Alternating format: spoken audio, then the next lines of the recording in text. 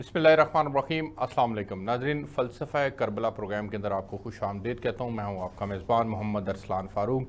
आज 10 मुहर्रम है और आज आशूर का दिन है, शहादत हज़रत इमाम हुसैन की शहादत का दिन है। और आज के दिन की मुनासबत से जिन मेहमान शख्सियात को मैंने अपने प्रोग्राम के अंदर दावत दी है, मैं बहुत मशकूर हूँ। अल्लामा डॉक्टर मोहम्मद हुसैन अकबर साहब का, आप मेंबर इस्लामी नज़रियाती कौंसल हैं, मजहबी स्कॉलर हैं। सर, बहुत शुक्रिया आपका, आपने प्रोग्राम के अंदर शिरकत की।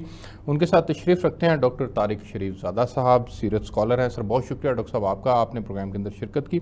मैं आज चूँकि यौम आशूर है, शहादत हज़रत इमाम हुसैन का दिन है, मेरे प्रोग्राम का मौजू भी है यौम आशूर और शहादत हज़रत इमाम हुसैन, क्योंकि इस दिन की इस्लामी तारीख़ में एक अपनी अहमियत है। लेकिन हज़रत इमाम हुसैन की शहादत के दिन की मुनासबत से चूँकि ये प्रोग्राम है, तो मैं चाहूँगा डॉक्टर साहब कि आप इस दिन का आगाज़ हज़रत इमाम हुसैन ने कैसे किया था और रात कैसे गुजरी, और जो रात को खिताब हुआ उसके ऊपर रोशनी डालें, और दिन का आगाज़ जो हुआ और आपकी क्या एक्टिविटीज़ थी, इसके ऊपर भी ज़रा रोशनी डालिएगा। औज़ु बिल्लाहि मिनश शैतानिर रजीम, बिस्मिल्लाहिर रहमानिर रहीम, अल्हम्दुलिल्लाहि रब्बिल आलमीन, वस्सलातु वस्सलामु अला खातिमिल अंबिया वल मुरसलीन व अला आलिहि तय्यबीन अत्ताहिरीन अल मासूमीन व अला असहाबिल मुंतजबीन, अम्मा बाद। अस्सलामु अला आबा अब्दुल्लाह अल हुसैन अलैहिस्सलाम, अस्सलामु अलैका या अली इब्न अल हुसैन, अस्सलामु अलैका या सहाबल हुसैन, इन्ना लिल्लाहि व इन्ना इलैहि राजिऊन। आज का दिन तारीख़ इंसानियत का कई हवालों से एक बेमिसाल दिन है, जिसमें गम व अंदोह के हवाले से देखा जाए तो भी इंतहा है, कुर्बानियों के हवाले से देखा जाए दीन की अज़मत की बका के लिए जितनी कुर्बानियाँ आज के दिन इस्लाम के लिए दी गई, ऐसी नायाब कुर्बानियाँ कभी भी न दी गई हैं और न ही ऐसी कुर्बानियाँ आइंदा कोई दे सकेगा। बिल्कुल ठीक। जहाँ तक करबला के आज के दिन के, यानी दूसरे लफ्ज़ों में आशूरा यानी 10वां दिन था करबला में इमाम हुसैन अलैहिस्सलाम को आए हुए, और नए साल का भी 10वां दिन था जी। तो उस निस्बत से इसको आशूरा कहा गया, और भी इसकी बहुत सी निस्बतें हैं जी। तो पैगाम के हवाले से भी आज के दिन हमारे लिए बहुत से पैगामात हैं जो क़यामत तक के इंसानों के लिए। जी बिल्कुल, पैगाम पे भी आगे जाके बात करेंगे इंशाल्लाह। रात जो गुजरी है उसको शब आशूर कहा जाता था, शब आशूर भी कहा जाता है और शाम शहीदा भी कहा जाता है।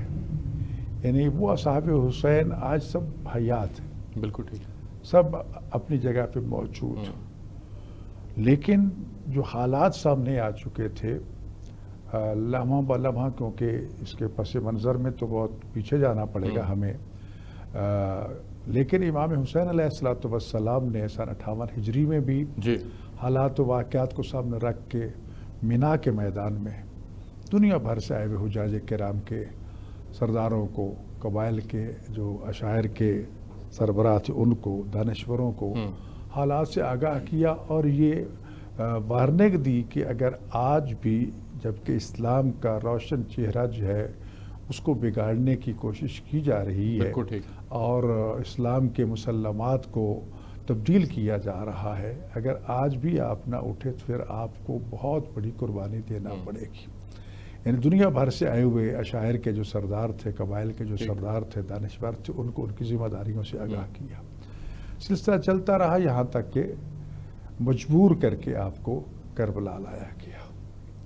लेकिन इमाम हुसैन अलैहिस्सलाम ने 8 ज़िलहज्जा को जी मक्का मुकरमा, जबकि सारी दुनिया जो है वो हज का एहराम पहन के मिना और अरफात की तरफ जा रही थी, इमाम हुसैन अलैहिस्सलाम ने अपने हज के एहराम को उम्रा में तब्दील किया और मक्का मुकरमा को खुदा हाफिज़ कह के सरज़मीन मक्का को छोड़ के बाहर आके बैठ वहाँ पर मुख्तसर खिताब भी किया था और अपने मकासद से आगाह भी किया था। आगाह किया, वहाँ भी आगाह किया, और उससे पहले जब मदीना मुनव्वरा से चले थे वहाँ भी अपने मकासद से आगाह किया। बिल्कुल ठीक।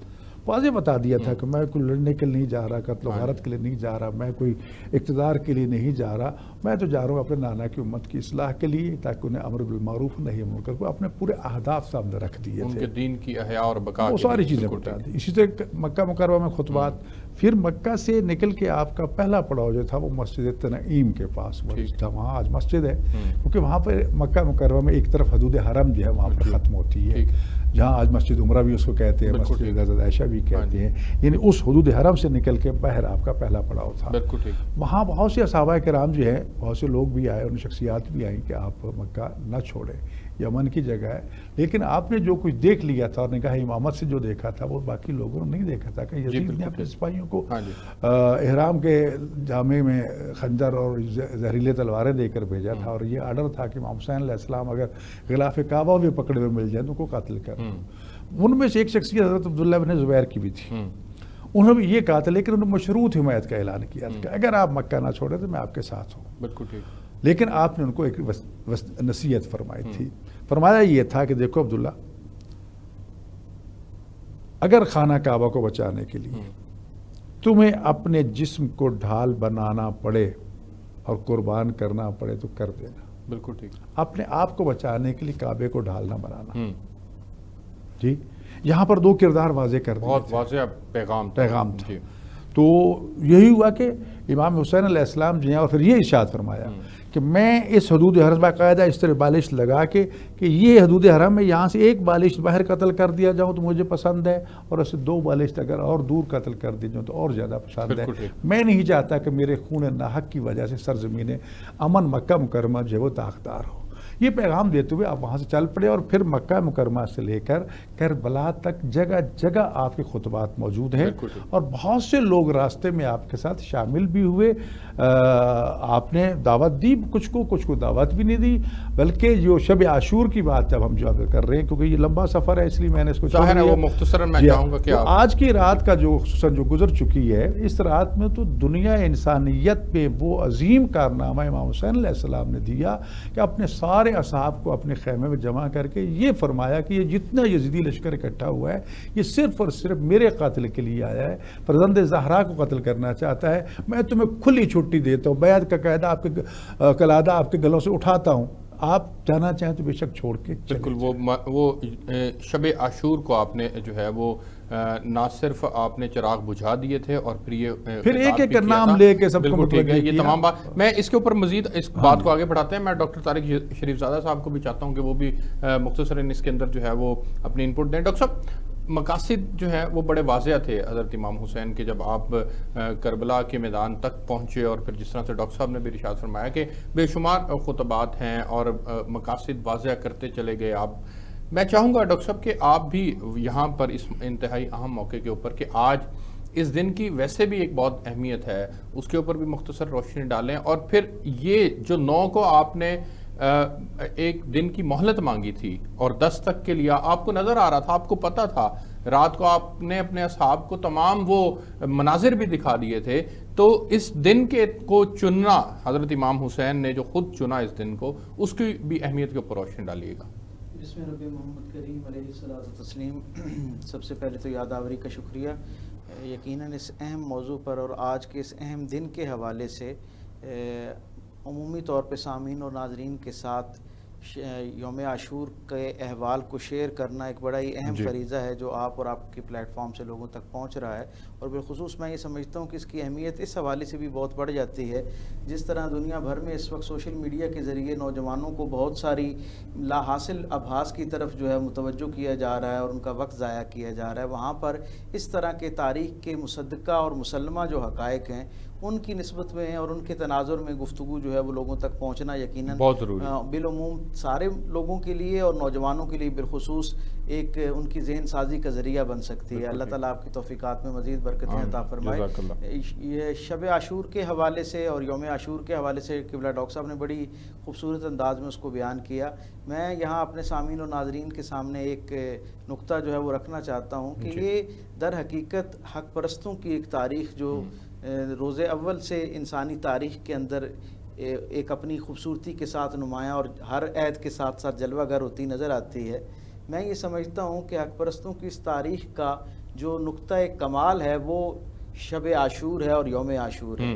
اور ہم یہ دیکھتے ہیں کہ کیا خوبصورت حسن اتفاق ہے کہ اسلامی تاریخ کا آخری مہینہ ہو اور اس کی 10 تاریخ ہو، یا اسلامی سال کا جو پہلا مہینہ ہے اس کی 10 تاریخ ہو. دونوں جو ہیں وہ شہادتوں سے جو ہے وہ ہمیں بھرپور نظر آتے ہیں، اپنی اپنی قربانیوں سے بھرپور نظر آتی ہیں.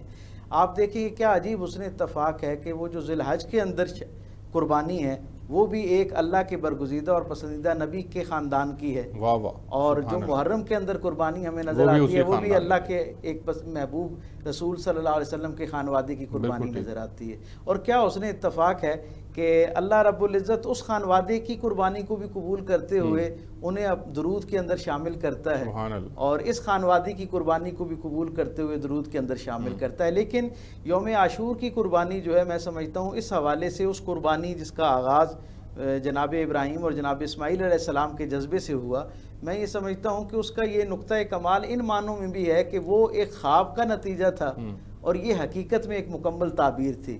تو اس نسبت سے وہ جو اقبال نے کہا نا کہ غریب و سادہ اور رنگی ہیں داستان حرم، نہایت اس کی حسین ابتدا ہے اسماعیل. تو وہ جو ایک اللہ کی راہ میں اللہ کے پیغام کی حفاظت کے لیے اپنا آپ، اپنے وسائل، اپنا سب کچھ قربان کرنے کا جذبہ، جس کی عملی صورت اور عملی شہادت حضرت ابراہیم علیہ السلام نے اس ریگزار کے اندر دی تھی، اس کی تکمیل ہوتی ہوئی ہمیں کربلا کے میدان کے اندر نظر آتی ہے. اور خانوادہ رسالت صلی اللہ علیہ وسلم کو ہم دیکھتے ہیں کہ جس اعلیٰ وقار کے ساتھ یہ اشخاص جو ہیں حضرت امام علی مقام علیہ السلام کے زیر قیادت جس طرح اپنا آپ پیش کرتے ہیں انسانی تاریخ میں، اور بالخصوص قربانیوں کی تاریخ میں، اثار کی تاریخ میں، اپنے آپ کو اللہ کے رستے میں پیش کرنے کی تاریخ میں، اس سے بہترین اور کامل شہادتیں اور جو مثالیہ ہے وہ ہمیں کہیں اور نظر نہیں آتا. مجھے یہ کہنے کی اجازت دیجئے کہ اس سے پہلے انسانی تاریخ میں جتنے لوگوں نے اللہ کے رستے میں قربانیاں دیں، اور بالخصوص جب آپ انبیاء کی تاریخ کو پڑھتے ہیں اور آپ کو نظر آتا ہے کہ ہر عہد میں اللہ کے وہ جو برگزیدہ اور پسندیدہ اشخاص ہیں انہوں نے اللہ کے نظام اور اللہ کے لائے ہوئے پیغام کے لیے اپنا آپ پیش کیا، اثار کیا.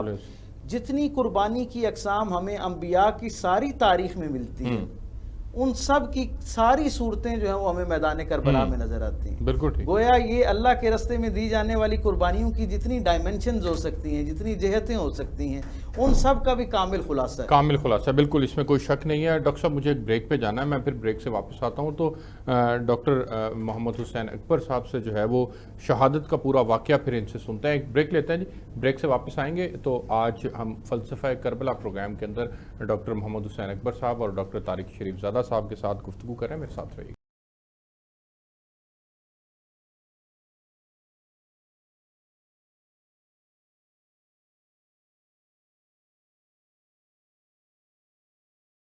جی ویلکم بیک ناظرین، آپ کو فلسفہ کربلا پروگرام کے اندر خوش آمدید کہتے ہیں. آج 10 محرم ہے، شہادت حضرت امام حسین کا دن ہے. ڈاکٹر محمد حسین اکبر صاحب، سر حضرت امام حسین کی آج شہادت ہوئی تھی. ہم آپ سے بریک سے پہلے جب گفتگو کر رہے تھے تو ہم صبح کے وقت سے جو ہے تک پہنچ چکے تھے، رات چراغ بجھا دیے گئے تک ہم نے گفتگو کی تھی. اس سے جو آگے کا واقعہ ہے میں چاہوں گا کہ ناظرین کے لیے اس کے اوپر روشنی ڈالیے گا. دیکھیں، میں پہلے عرض کر چکا ہوں کہ شب عاشور کا کردار انتہائی عظیم کردار ہے. ایک تو یہ کہ الفاظ کو اگر بدل کے دیکھا جائے تو مفہوم بدل جاتا ہے. شاید امام حسین علیہ السلام نے یہ رات یزیدیوں سے طلب نہیں کی جی، بلکہ ان کو ایک رات کی اور سوچنے کی مہلت تھی، کیونکہ ہر روز آپ نے اپنا مختلف حوالوں سے تعارف کروایا. ٹھیک، میں رسول اللہ کا نواسا ہوں، میں فاطمہ کا بیٹا ہوں، علی کا بیٹا ہوں. پوری اس وقت دنیا میں کوئی رسول اللہ کا نواسا ہے تو صرف میں امام حسین، یعنی ہر حوالے سے، تاکہ ان کے ذہنوں میں یہ ابہام نہ رہے کہ ہم کس سے لڑ رہے ہیں. اعلان جنگ ہو چکا تھا کہ 9 محرم کو جنگ ہو جائے. ٹھیک ہے جی. لیکن یہاں پر امام حسین علیہ السلام نے جو بھی لفظ استعمال کر لیں کہ ان کو سوچنے کا موقع دیا یا مہلت دی. اس کے پس منظر بھی بہت سی چیزیں بیان کی جاتی ہیں. ایک تو یہ ہے کہ عاشق خدا تھے اور ساری رات عبادت میں بسر کرنا چاہتے تھے، ویسے بھی ہر لمحہ عبادت میں تھا ان کا کون سا پہلے عبادت میں ایک نہیں رات تھا۔ اور عبادت کی مل جائے گی، بالکل ٹھیک۔ دوسری چیز یہ تھی کہ شاید انہیں کچھ مہمانوں کی انتظار تھی کہ جو ابھی پہنچے نہیں تھے کربلا میں، اس کے ساتھ یہ پیغام بھی دینا کہ یہ دنیا کا واحد کمانڈر تھا کہ جو یہ اعلان کر رہا تھا کہ میرے سپاہ میرے فوج کے جانثاروں کو چھوڑ کے جانا چاہتے ہو تو چلے جاؤ، مجھے کوئی تاریخ انسانیت میں کوئی مثال نہیں ملتی کہ یہاں پر کوئی ایک اصحابی بھی کیا ہو۔ بالکل ایسے جی، اور پھر یہ سارا کو دیکھ کے آپ نے جو پیغام دیا وہ پیغام یہ تھا کہ اب تم جاؤ اور جا کر پہرا دو۔ شب عاشور امام حسین علیہ السلام نے 3 حصوں میں اس کو تقسیم کیا تھا۔ ایک حصہ تو اصحاب کے ساتھ گزارا، تو آنا چاہتا چلا جائے، کوئی نہیں گیا، تسلی یقین ہر طرح سے آزادی گفتار رفتار سب کو کھل کے کہہ دیا، بنی ہاشم کو بھی باقیوں کو بھی۔ دوسری چیز یہ تھی کہ کربلا جو ہے وہ ترجمان ہے تمام رشتوں کا بھی، بالکل ٹھیک جی، وہاں پر بھائی موجود ہے، بہن موجود ہے، پھوپھی موجود ہے، خالہ موجود ہے، وہاں پر بیٹے موجود ہیں، بھانجے بھتیجے موجود ہیں، وہاں پر ترک موجود ہیں، فارس موجود ہیں، حبشی موجود ہیں، یعنی انسانیت کی سمجھو کہ تمام تر حوالوں سے نمائندگی کربلا میں موجود تھی۔ ٹھیک۔ دوسری چیز یہ تھی کہ وہ جو وہاں پہنچے تھے وہ یقین کی اس منزل پر پہنچ چکے تھے کہ ان کے سامنے، بلکہ شب عاشور کے حوالے سے واقعات ملتے ہیں کہ اصحاب جو ہے وہ ان کے چہرے پہ ذرا بھر بھی پریشانی نہیں تھی، ذرا بھر بھی خوف نہیں تھا، جبکہ 3 دن کے پیاسے تھے۔ جی، اگر کوئی بات تھی تو وہ صرف یہی تھی کہ رسول زادیوں کو کیا بنے گا، بطول زادیوں کو کیا بنے گا، باقی یہ رات چھٹے گی، صبح طلوع ہوگی، فرزند رسول کے قدموں پہ جان قربان کریں گے، جنت میں پہنچ جائیں گے۔ جی، جنہیں اتنی قریب سے جنت نظر آ رہی ہو وہ مطلب بہت سے کیوں ڈرے گا، لیکن اس کے باوجود جو ذمہ داریاں تھیں اس کو تو آپ نے فوجی حوالے سے جو بھی صورتحال محسوس کی، وہاں پر خندق کھود دی گئی، آگ بھی جلا دی گئی، وہاں پر پہرے دار بٹھا دیے، سب کرا دیا، اور آپ نے یہ مرحلہ طے کرنے کے بعد خیمہ گاہ میں قدم رکھا۔ خیمہ گاہ میں جناب زینب سلام اللہ جو شریکۃ الحسین، جو جبل صبر کے نام سے پکاری جاتی ہے کہ صبر کا وہ عظیم پہاڑ کہ جس نے اپنے بھائیوں بھانجوں بھتیجوں کو اپنی آنکھوں کے سامنے شہید ہوتے دیکھا لیکن حوصلہ نہیں ہارا، جی، بلکہ کربلا کے باقی شہید تو شہید ہے نا، ایک مرتبہ شہید ہوئے نا، لیکن زینب سلام اللہ اگرچہ شہید نہیں ہے لیکن شاہدہ بھی ہیں، شہیدہ بھی ہیں، ہر ایک کو شہید ہوتا دیکھا بھی ہے، اور اتنا دکھ اور تکلیف بھی برداشت کی جتنی شاید کسی شہید نے بھی برداشت نہ کی ہوگی، لیکن پھر صبر و استقامت میں ذرا بھر بھی لچک نہیں ہے۔ بہن کے بھائی کے ساتھ مل کے پروگرام بنایا، آئندہ کی ذمہ داریاں سونپیں، کافی عرصہ اسی معاملے میں کہ کل حالات جو آئیں گے اس کو کس طرح کنٹرول کرنا ہے۔ میں کہتا ہوں عاشور مشکل ترین دن ہے، بہن سے حکمت عملی بھی طے کی، عاشور مشکل ترین دن ہے، لیکن عاشور سے بھی سخت ترین دن شام غریبہ تھی۔ اب تو یہاں مرد موجود تھے، سارے موجود تھے، سب کچھ، تو کل کا آنے والا دن شام غریبہ جو آ رہی، شام غریبہ میں تو کوئی بھی نہیں تھا۔ اس وقت ایک خاتون کا اس بکھرے ہوئے قافلے کو سنبھالنا، حوصلہ دینا، اور پھر یزیدیوں کی آنکھوں میں آنکھیں ڈال کے اپنے نصب العین پہ ثابت قدم رہنا، یہ زینب سلام اللہ علیہ کا کردار تھا۔ جو صبح طلوع ہوئی، اب صبح کے حوالے سے کیونکہ ٹائم تھوڑا ہوتا ہے، وگرنہ آج دیکھا جائے تو آج کا پورا دن جو ہے ایک تو غم و اندوہ کا دن ہے۔ آج کے دن میں اگر پورے تاریخ انسانیت میں دیکھیں تو آج میں کے دن چاہوں ہمیں گا غم اور مصیبت کہ نظر آئی ہے۔ تاریخی حوالے سے جو اس دن حضرت امام حسین کا جو معمول تھا، میں اسی ذرا اس کے اوپر روشنی طرح مختصر۔ جی، اب صورتحال یہ تھی کہ پوری رات جو ہے وہ عبادت پہ بھی گزری۔ رات کا ایک منظر جو ہے وہ میں عرض کرنا چاہتا ہوں کہ رات کو امام حسین علیہ السلام جب اپنے اصحاب سے اور اپنے مستورات اور اہل خیمہ سے بات چیت کر کے فارغ ہوئے تو گھر سے باہر نکلے، مقتل کی طرف چل پڑے۔ اب مقتل میں امام نے ایک ایک جگہ کو جا کے دیکھا۔ حضرت نافع بن ہلال وہ ان کے پیچھے پیچھے پہرے پہ تھے، تھوڑے فاصلے پہ چل رہے تھے تاکہ وہ امام پہ حملہ نہ کر دے، تو امام رکتے کہ یہاں پر میرا بیٹا علی اکبر شہید ہوگا، آگے چلے یہاں علی اصغر شہید ہوگا، آگے چلے یہاں قاسم شہید ہوں گے، یہ فلاں کی مقتل ہے، یہ فلاں کی مقتل ہے، یہ فلاں کی مقتل ہے۔ اچانک نظر پڑی کہ پیچھے ایک صحابی ہے، پوچھا تو میرے پیچھے کیوں ہے؟ کہا مولا زمانہ دشمن ہے، کوئی پتہ نہیں، فرمایا نہیں واپس چلو جاؤ، مڑ کے بھی نہیں دیکھنا۔ اب وہ بیان کرتی ہے کہ میں دائرے میں حکم امام تھا، مڑ آیا۔ امام حسین علیہ السلام ایک گہرائی میں اتر گئے، وہاں جا کر باتیں کر رہے ہیں، جی، آواز میرے کانوں پہ ٹکرا رہی ہے، لیکن کیونکہ مجھے دیکھنے کا حکم نہیں، اجازت نہیں تھی، اس میں دیکھ نہیں رہا تھا، تو پتہ چلا کہ اپنی ماں سے باتیں کر رہے ہیں۔ پوچھا بیوی تو کون؟ کہا میں تیرا بیٹا تیری ماں ہوں، زہرا ہوں، میں اس جگہ کو صاف کرنے کے لیے آئی ہوں، بڑے نازوں سے میں نے آپ کو پالا ہے، یہ کنکر ہے، یہ سنگریزے ہیں، یہ آپ کی طرح انگارے بن جائیں گے۔ تو وہ منزل بھی آپ نے دیکھی۔ رات گزر گئی، صبح کی اذان علی اکبر جو ہے وہ جس طرح کہتے ہیں نا کہ تاریخ میں 2 اذانیں بڑی ہی دردناک اور عظمت والی، ایک 19 رمضان کی صبح کی اذان مسجد کوفہ میں مولا علی علیہ السلام کی اذان، اور دوسری اذان روز صبح عاشور کی اذان جناب علی اکبر علیہ السلام کی اذان، جو 3 دن کے بھوکے پیاسے تھے۔ کربلا والوں نے تیمم کر کے نماز پڑھی، نماز پڑھ کے عبادات سے فارغ ہوئے تو پہلا مرحلہ جو تھا وہ صف آرائی کا تھا، نسیوں کا تھا۔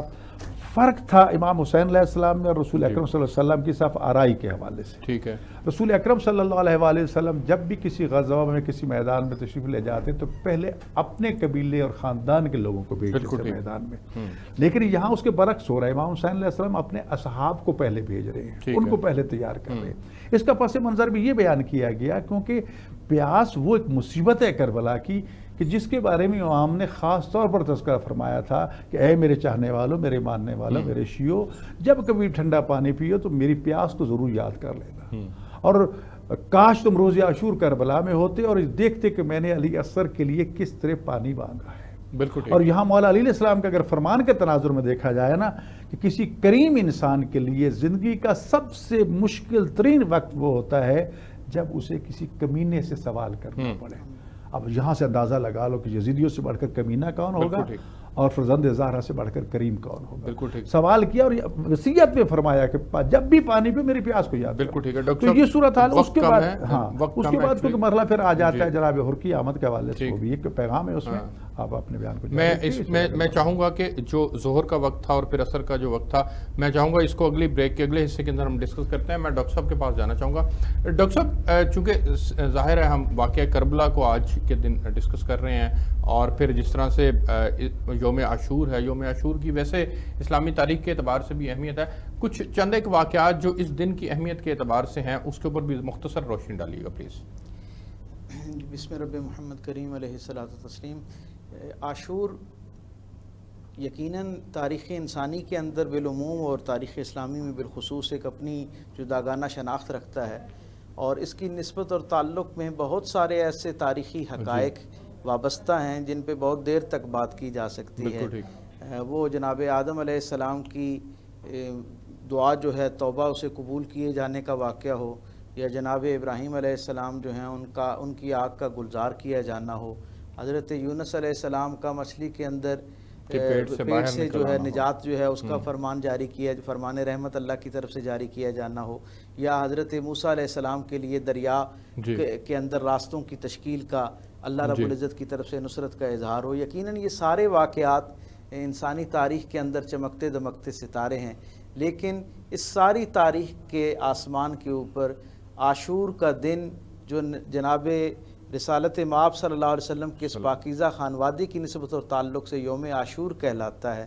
میں یہ سمجھتا ہوں واقعہ کربلا اس سارے سفر کے دوران سب سے نمایاں حوالہ اور استعارہ ہے۔ اور ہم یہ دیکھتے ہیں کہ جیسے ابھی قبلہ ڈاکٹر صاحب فرما رہے تھے نا کہ حضرت امام حسین علیہ السلام جو ہیں وہ ایک نشیبی علاقے کی طرف اترے اور وہاں گفتگو کرتے ہوئے اپنی والدہ سیدہ کائنات حضرت فاطمہ الزہرا سلام اللہ علیہ کے ساتھ جو ہے وہ محو گفتگو تھے۔ تو یہ منظرنامہ جو حضرت امام حسین علیہ السلام کو ایک رات پہلے جس کا یقین تھا اور جس کا وہ اظہار فرما رہے تھے کہ یہاں میرا فلاں لخت جگر جو ہے اسے گرایا جائے گا اور یہاں فلاں کا خون بہے گا، یہ منظرنامہ اس خانوادہ رسالت کی آگاہی اس منظرنامے سے بہت پرانی ہے۔ آپ دیکھیے نا کہ جب جناب فاطمہ الزہرا سلام اللہ علیہ کے کاشانہ رحمت کے اندر حضرت امام حسین کی ولادت ہوتی ہے، رسول رحمت صلی اللہ علیہ وسلم کو آپ کے بارے میں اطلاع دی جاتی ہے اور آپ آتے ہیں اور اپنے دست شفقت کے اوپر جناب امام حسین علیہ السلام کو اٹھاتے ہیں، تو وہ منظرنامہ ہمیں کیا بتاتا ہے؟ امام قرطبی لکھتے ہیں کہ جتنے انبیاء و مرسلین تھے وہ اپنے اپنے زمانوں میں جب رسالت مآب صلی اللہ علیہ وسلم کی آمد کا ذکر کرتے، آپ کی آمد کی خوشخبری سناتے، تو آپ کی اسم گرامی کے ساتھ کہتے فدا کا ابی و امی، ہمارے ماں باپ اس رسول پر قربان ہوں جو آنے والا ہے اور جو اس انسانی تاریخ کے اندر سب سے بڑا رحمت کا استعارہ ہوگا۔ اصحاب رسول جو ہیں ان کا بھی معمول رہا حضور کی ظاہری زندگی میں بھی اور حضور کے وصال ظاہری کے بعد بھی، جب حضور کا اسم گرامی پکارتے تو کہتے کہ وہ رسول جس پر ہمارے ماں باپ قربان ہو. لیکن تاریخ ہمیں اس منظرنامے میں شریک کرتی ہے کہ جس وقت حضرت امام حسین علیہ السلام سرکار دو عالم صلی اللہ علیہ وسلم کے ان پاکیزہ ہاتھوں پر ہیں اور حضور کی نگاہ بصیرت جو ہے وہ کربلا کے میدان میں ملنے والے وہ سارے ظلم و ستم کے جو استعارے ہیں ان کی طرف توجہ ہوتی ہے حضور کی، اور حضور کی چشمان مقدس سے آنسو رواں ہوتے ہیں، اور میرے کریم آقا اس وقت ایک تاریخ ساز، عہد ساز، رجحان ساز ایک فکرہ عطا فرماتے ہیں. سیدہ کائنات سلام اللہ علیہ کو مخاطب کر کے حضور فرماتے ہیں اے میری بیٹی میرے ماں باپ آپ پر قربان. سبحان اللہ. تو یہ یقیناً سیدہ کا اپنا مقام اور منصب جو ہے وہ اب اللہ کی بارگاہ میں اور اللہ کے رسول کی نظر میں یقیناً بہت اعلیٰ اور عرفہ ہے.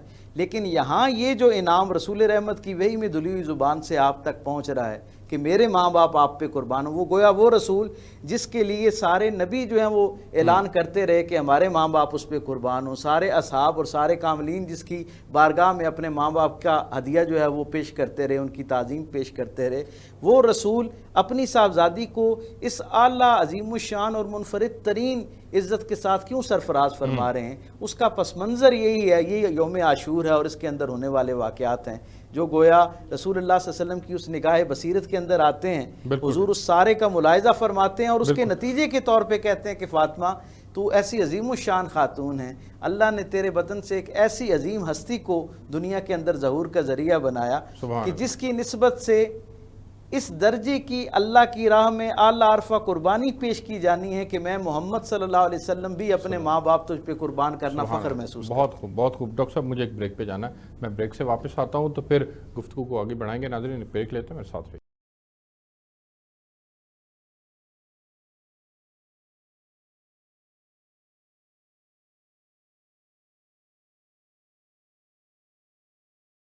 جی ویلکم بیک ناظرین، آپ کو فلسفہ کربلا پروگرام کے اندر خوش آمدید کہتے ہیں. ڈاکٹر محمد حسین اکبر صاحب، سر میں چاہوں گا کہ حضرت امام حسین کا جو ظہور سے عصر کا وقت تھا اس کے اندر آپ کی کیا مصروفیت تھی، اس واقعے کے اوپر ذرا کانڈلی روشنی ڈالیے. پہلے تو میں فجر سے ظہر تک کے واقعے کو باختصار عرض کرنا چاہتا ہوں. جب صبح عاشور طلوع ہوئی جی اور جنگ کے طبل بجنا شروع ہوئے، امام حسین علیہ السلام نے اس وقت بھی مذاکرات کی دعوت دی، مکالمات کی دعوت دی عمر ابن سعد ابن وقاص کو کہ اور بیٹھ کے مسئلہ حل کر لیتے ہیں، جنگ حل نہیں ہے. ٹھیک ہے.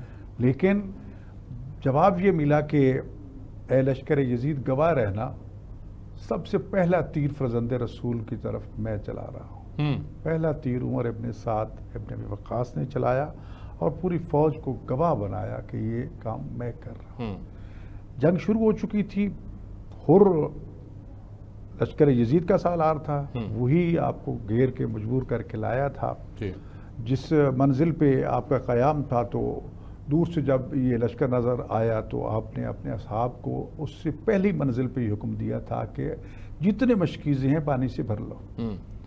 جب یہاں پہنچے تو دور سے یہ لشکر آتا دکھائی دیا تو امام نے فرمایا اس کا استقبال کرو. پتہ چلا کہ یہ حر کا لشکر ہے. ٹھیک ہے. اصحاب نے کہا کہ پیاسا ہے، بھوکھا ہے، اس کو قتل کر دو. کوئی مسئلہ فرمایا نہیں. آپ نے حکم یہ دیا کہ مشکوزوں کے منہ کھول دو، ان کو بھی پانی پلاؤ، ان کے جانوروں کو بھی پانی پلاؤ، جتنی مرتبہ یہ پانی پینا چاہیں یہ پلائیں. یہ کردار تھا. اور نماز امام حسین علیہ السلام کے پیچھے پڑھتا تھا، جاتا ادھر تھا. درمیان میں ایک مرتبہ امام حسین علیہ السلام نے ان لفظوں میں اسے پکارا کہ تیری ماں تیرے غم میں روئے. تو اس وقت کہتا ہے کہ فرزند رسول آپ نے تو جو کہہ جب وہ انہوں نے حضرت امام حسین کی گھوڑے کی لگام کو پکڑا تھا، جی آپ نے تو یہ کہہ دیا، لیکن میں یہ لفظ نہیں کہہ سکتا کہ آپ فاطمہ الزہرا سلام اللہ کے لخت جگر ہیں، خاتون جنت کے بیٹے، میں یہ نہیں کہہ سکتا. عاشور کے دن صبح ساری رات یہ سوچتا رہا کہ یہ معاملہ کیا ہے. مجھے تو کہا گیا تھا صرف راستہ روکنا، اور یہ معاملہ تو قتل و قتال تک جا پہنچا ہے. تو لہٰذا اب یہ موقع ہے فیصلہ کرنے کا. اس نے بالآخر فیصلہ کیا کہ میں یزیدیت کو چھوڑ کر اسیانی ایک طرف جانا چاہتا ہوں. صبح آیا لیکن اب ڈر رہا ہے کہ میں جاؤں گا کیسے، میں نے اتنا بڑا جرم کیا ہے، میں نے اتنا ظلم کیا، امام کو مجبور کر کے، رسول زادیوں کو مجبور کر کے یہاں لایا ہوں. لیکن پھر بھی اپنے ہاتھوں کو باندھ کے پٹی باندھ کے چل پڑا، گھوڑا دوڑاتے ہوئے امام کے خیمے کی طرف. حضرت عباس علمدار علیہ السلام پہرے پارے روکا، فرمایا نہیں عباس جاؤ، جا کے اس کا استقبال کرو، ہمارا مہمان آ رہا ہے. حر کا استقبال کیا گیا تو اسے توقع نہیں تھی آ کے مولا کے قدموں میں گر گیا، والا غلام کو معافی مل سکتی ہے؟ تو فرمایا کہ ہم تو آپ کے انتظار میں تھے. ادھر سے بیبیوں کی طرف سے یہ پیغام آیا کہ بھائی ہور آپ کو ہمارا سلام ہو، اور ساتھ یہ کہا کہ معاف کرنا آپ اس وقت آئیں جب ہمارے خیموں میں پانی بھی موجود نہیں. یہ وہ رویہ تھا. اس کے بعد وہ کہتے ہیں مولا اگر آپ نے مجھے واقعا معاف کر دیا ہے تو میری درخواست یہ کہ سب سے پہلے اجازت دو کہ میرا بیٹا علی ابن حر جو ہے وہ لشکر یزید کے مقابلے میں جائے اور منزل شہادت میں فائز ہو. تو سب سے پہلے بیٹا حر کا گیا کربلا میں روز عاشور، شہید ہوا. اب حر جو ہے وہ گھوڑا دوڑا کے پہنچے اپنے بیٹے کے لاشے پر، لیکن اس سے پہلے کیا دیکھتا ہے کہ امام حسین علیہ السلام حر کے بیٹے کے سر کو اپنی گود میں لیے بیٹھے. جب حر نے آگے بڑھ کے لاشا اٹھانا چاہا تو فرمایا کہ حر نہیں، میرے نانا کی شریعت اجازت نہیں دیتی کہ باپ اپنے بیٹے کا لاشا اٹھائے. یہ تو صبح عاشور کا منظر تھا کہ حر کے بیٹے کی لاش ان کے باپ کو نہیں اٹھانے دے رہے، لیکن جب علی اکبر کا لاشا اٹھایا تو کوئی ساتھ نہیں تھا. حر جو ہے اس کے ساتھ ساتھ ایک جملہ جو خاص طور پر امام حسین علیہ السلام کے اور اصحاب کی زبان پہ تھا، رضن بقضائہ و تسلیم لامرہ، اللہ ہم تیری رضا پہ راضی ہیں، تیرے فیصلے پہ سر تسلیم خم کیے ہوئے. سلسلہ گزارا چلتا رہا، شہادتیں ہوتی رہی. امام حسین علیہ السلام نے پہلے اصحاب کو مقتل میں بھیجا، اور ہر صحابی پہلے سے بے تاب تھا کہ مجھے بھیجا جائے، اور امام نے اس لیے ترجیح نے ان کو بھیجا کیونکہ پیاس ہر لمحہ بڑھتی جا رہی تھی. امام نہیں چاہتے تھے کہ میرے اصحاب زیادہ دیر پیاسے رہیں، لہذا جلدی سے جام شہادت پئیں اور جو کوثر پہ میرا نانا، میری ماں، میرا بابا ان کا استقبال کر رہا ہے. جب اصحاب سارے شہید ہو گئے اس کے بعد مرحلہ آ گیا بنی ہاشم کا. بنی ہاشم میں سے ہر ایک سے ایک بڑھ کر آگے جو ہے وہ بڑھنے کو تیار تھا. درمیان میں جب ظہر کا وقت آیا، نماز ظہر کا، تو حضرت ابو ثمامہ سیداوی نے عین اس مشکل وقت میں ادھر زوال کیا لمحہ ہوا اور فوراً کہا کہ اے فرزند رسول وقت نماز ہو گیا. جی چاہتے کہ آخری نماز آپ کی اقتداء میں پڑھی جائے. امام نے اس کو دعا دی، جعلک اللہ من المصلین، کہ ابو ثمامہ اللہ آپ کو نمازیوں میں معشور فرمائے. آپ نے اس مشکل وقت میں نماز کو یاد کیا کہ جب کوئی نہیں یاد کرتا. کربلا کی نماز تاریخ انسانیت کی وہ بے مثال نماز ہے کہ جس کی مثال کہیں نہیں ملتی، جہاں پر تمام نمازی کئی دن کے بھوکے پیاسے نمازی، جہاں پر تمام نمازی جو ہیں وہ تیروں اور تلواروں کے سائے کے اندر، بالکل ٹھیک، سائے سے زخمی بھی تھے. پھر وہ نمازی جن کے سامنے اصحاب حسین دیوار بن کے کھڑے ہو گئے، مولا آپ نماز پڑھیں، آپ جب تک ہم زندہ رہیں گے کوئی تیر آپ تک نہیں آنے پائے گا. آگے بڑھ بڑھ کے اپنے سینوں پہ تیر لیتے تھے. ٹھیک، جب نماز پڑھی گئی، نماز خوف ہی تھی، نماز پڑھی، نماز پڑھ کے ادھر نماز ختم ہوئی تو تمام نمازی شہید ہو چکے تھے. لیکن وہ نماز قیامت تک کے لیے نماز کو قائم کر گئی، قیامت تک نمازیوں کو زندہ کر گئی. اچھا، اس نماز کے بعد زہر پھر دوبارہ مارکا شروع ہوا. ایک مختصراً بتائیے گا کہ یزید کے قافلے کی تعداد کتنی تھی جو لشکر آیا ہوا تھا اس کی؟ اور یہاں تو ملتی ہے مختلف ہے، 72 شہداء ہیں، اور لیکن خواتین اور بچے ملا کر 145 کی تعداد جو ہے وہ بھی ملتی ہے، کہیں پر 87 کی تعداد ہے.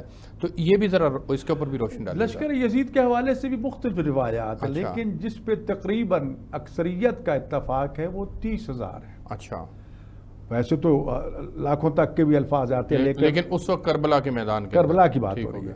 لیکن کیونکہ مختلف راویوں نے مختلف قافلوں کو نوٹ کیا، بعض یہ کہتے ہیں کہ وہ جمع در جمع ہوتے گئے، اس وجہ سے تعداد زیادہ شمار ہوتی ہے، بعض کہتے ہیں کہ نہیں، لیکن کم از کم 30,000 پہ سب کا اتفاق ہے کہ اس سے کم نہیں تھا. لیکن دیکھا جائے تو 72 کے مقابلے میں یا 100 کے مقابلے 30,000 کو تھوڑے نہیں ہیں. جی، تو لہٰذا صورت لشکر کی یہ تھی، جب اصحاب دنیا سے ایک ایک کر کے رخصت ہو گئے تو ان میں سے ایک، یعنی پھر پیغام ہے ہمارے لیے، ایک اصحابی تھا حضرت جان، جو بار بار امام حسین سے اجازت مانگ رہے تھے، لیکن امام کہتے تھے نہیں تو ٹھہر جا، تو میرا بہت پیارا غلام ہے، بہت پیارا غلام ہے. ایک دفعہ دل تنگ ہوا، کہا مولا مجھے اس لیے اجازت نہیں دیتے کہ میرا رنگ کالا ہے، میرا خون کالا ہے، میرا حسب نسب نہیں ہے.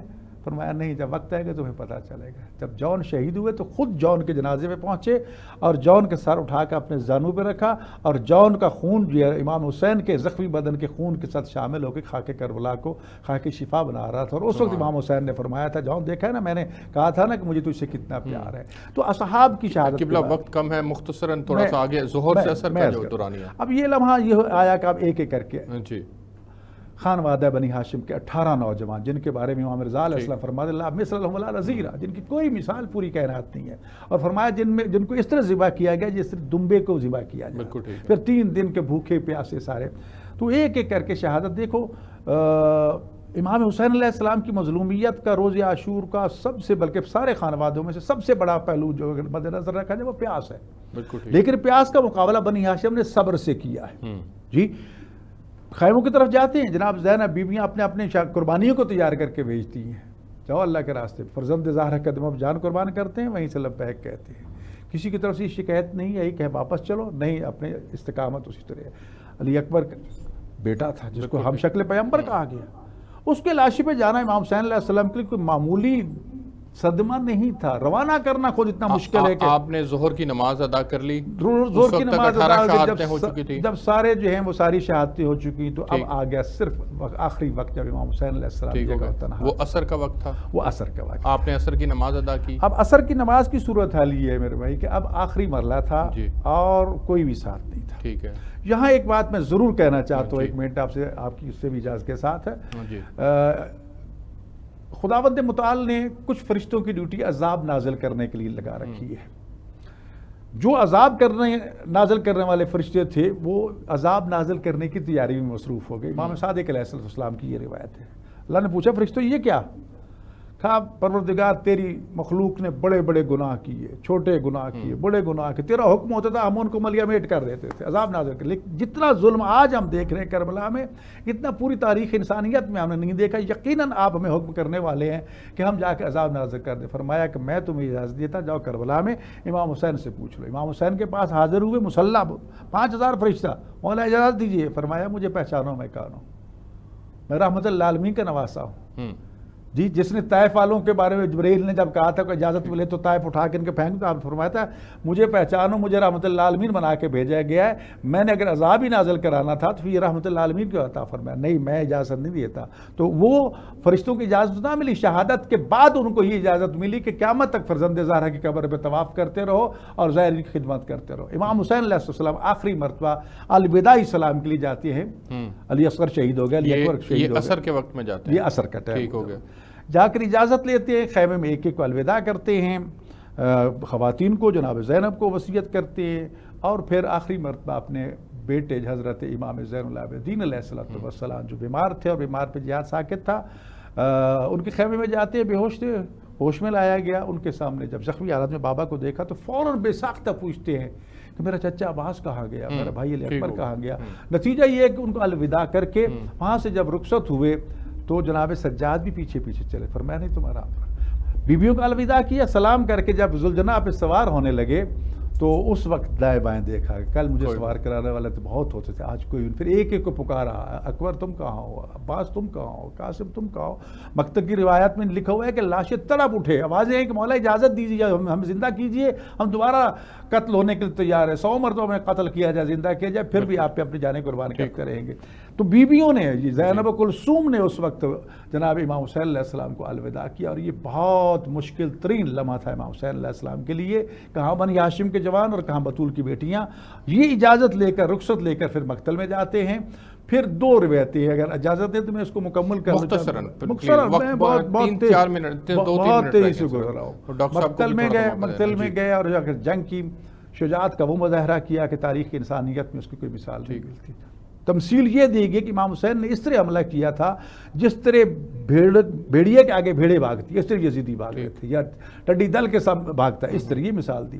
پھر حکم ہوا کہ بس تیرا امتحان ہو گیا، اب صبر کی طرف آ جاؤ، واپس لوٹے۔ اب دو روایتیں، چاروں تو تیر اتنے لگ چکے تھے۔ یہ جو ذوالجناح، جس کو ہم ذوالجناح کہتے ہیں نا، اصل یہ گھوڑا تھا، مرتجز نام تھا اس کا، لیکن اتنے تیر لگ چکے تھے چاروں طرف سے کہ دور سے نظر آتا تھا جیسے یہ کوئی پرندہ ہے جو پرواز کرتا ہوا رہا ہے، پروں والا، اس لیے اس کا نام ذوالجناح پڑ گیا، پروں والا۔ اب دو روایتیں کہ جسم سارا زخمی تھا، ٹوٹ چکا تھا، سنبھل نہیں پا رہے تھے۔